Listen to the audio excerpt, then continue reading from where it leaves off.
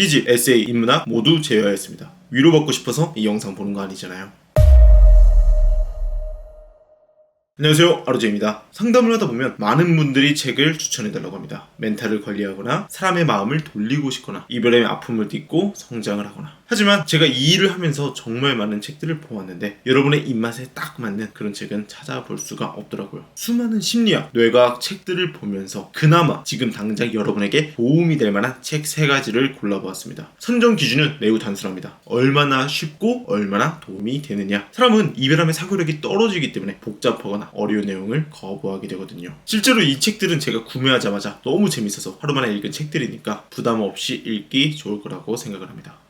첫 번째, 프레임. 프레임은 세상을 바라보는 마음의 창입니다. 내가 어떤 심리에 따라 세상을 바라보는 시야가 바뀐다는 거죠. 한 단어로 정리하면 해석이라고 생각하시면 됩니다. 지금 여러분은 세상이 어떻게 보이시나요? 정말 끝일까봐 두렵고 모든 게 다 내 잘못인 것만 같고 더 좋은 사람을 만날 수 있을까 걱정도 되실 거예요. 모든 게 다 부정적으로만 보이겠죠. 사진으로 한번 예를 들어볼까요? 헤어지고 나서 대부분의 사람들이 푸사나 SNS를 염탐을 합니다. 그런데 염탐을 하는데 상대방이 정말 잘 살고 잘 지내는 모습을 보인다면 완전히 멘탈이 나가서 패닉 상태에 빠집니다. 이제 나에 대한 마음이 완전히 식었나 보다. 나는 이렇게 힘든데 쟤는 정말 괜찮나 보다. 이런 생각들을 하신다는 거죠. 하지만 제외한 커플들의 이야기를 들어보잖아요. 상대방이 그렇게 잘 사는 척을 했던 이유는 그렇게 해야만 어떻게든 여러분과의 이별을 견딜 수 있었기 때문이라고 합니다. 제가 이 책을 여러분께 추천드리는 이유는 조금은 다른 관점에서 여러분의 이별을 바라보셨으면 하는 마음 때문입니다. 틀린 질문을 하면 틀린 답이 나오잖아요. 지금 여러분이 상대방에 대한 어떤 모든 정보나 지금의 이별, 둘 사이의 어떤 관계들을 전부 부정적인 관점이나 다르게 해석을 하게 된다면 올바른 방향성을 찾기도 어렵고, 그리고 긍정적이고 유연한 사고만으로도 이별 후에 이 기간을 조금이나마 안정적으로 마음 편하게 보낼 수 있다고 생각을 합니다.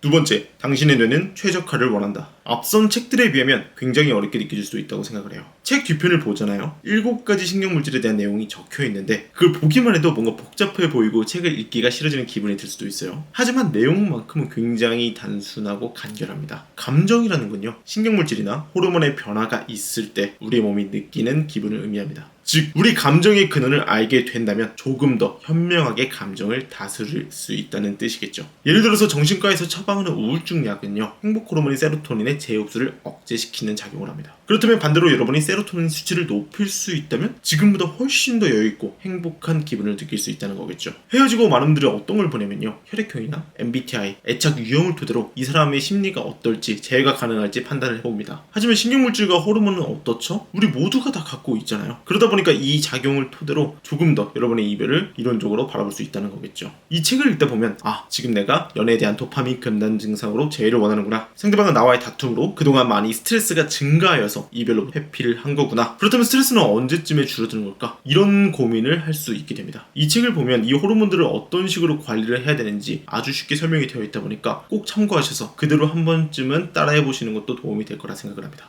세 번째, 역행자. 아니 무슨 자기계발서를 추천하냐? 이렇게 생각하시는 분들도 있을 것 같은데요. 제가 이 책을 추천하는 가장 큰 이유는 문제 해결력을 키워주기 때문입니다. 책의 주된 내용은 지능을 높여서 돈을 버는 방법을 다루고 있지만 사실 주제가 돈일 뿐이지 원하는 목표를 달성하는 원리를 알려주고 있습니다. 재회를 하고 싶다, 이별을 극복하고 싶다, 연애를 더 잘하고 싶다, 더 매력적인 사람이 되고 싶다. 여러분이 원하는 어떤 목표를 주제만 바꿔서 그대로 읽고 적용하면 된다는 뜻입니다. 내가 무엇을 원하고 어떤 정보를 찾아야 하고 그 정보를 내가 어떻게 활용하고 지금 당장 무엇을 해야 하는지 가장 쉽고 빠르게 현실적으로 알려주는 지침서라고 생각하시면 됩니다. 여러분은 이별에서 가장 중요한 게 뭐라고 생각을 하시나요? 저는 애도 기간이 가장 중요하다고 생각을 합니다. 이별을 받아들이고 서로를 돌아보는 시간을 가지는 거죠. 하지만 대부분의 사람들은 이별을 부정하기 때문에 상실감을 자각하지 못하고 충동적으로 행동을 합니다. 화를 내거나 매달리거나 환승을 통해 이별을 회피해버리죠. 당연히 관계 회복이 어려울 뿐더러 이별을 통해 깨닫는 것도 없다 보니 다음 연애에도 발전이 없게 됩니다. 여러분이 이 애도 기간을 확실하게 활용하잖아요. 그러면 상대방의 스트레스도 줄고 여러분에 대한 상실감도 느끼고 그리고 진짜 문제점을 찾아서 개선을 할 수 있습니다. 책을 보면 자의식 해체라는 내용이 있는데 여러분이 이 애도 기간 동안 객관적으로 둘 사이의 관계를 돌아볼 수 있다면 여러분이 원하는 어떤 목표를 성취하는데 매우 큰 도움이 될 거라고 생각을 합니다. 앞서 설명드린 세 가지 책은 제가 실제로 상담을 할 때 강조하는 내용을 담고 있습니다. 이별을 객관적으로 분석하여 자신의 문제점을 찾고 그 문제를 개선하기 위한 구체적인 노력을 실행해야 합니다. 이별을 물밀듯이 몰려오는 부정적인 생각을 최대한 긍정적으로 해석하려고 인지해야 합니다. 이 두 가지만 여러분이 확실히 할 수 있다면 이별 극복과 재회 확률을 압도적으로 높일 수 있습니다. 물론 책을 통해서 마음의 안정을 필요로 하는 분들도 있을 거예요. 하지만 책뿐만 아니라 친구나 가족, 커뮤니티, 유튜브를 통해서 위로나 공감은 충분히 받을 수 있으니까 현실적으로 여러분에게 도움이 될 만한 책을 추천드리고 싶었습니다. 오늘 제가 준비한 영상은 여기까지입니다. 도움이 되셨다면 좋아요, 구독 꼭 한 번씩만 부탁드리고 저는 다음에 더 유익하고 재미있는 영상으로 인사드리겠습니다. 아로지였습니다.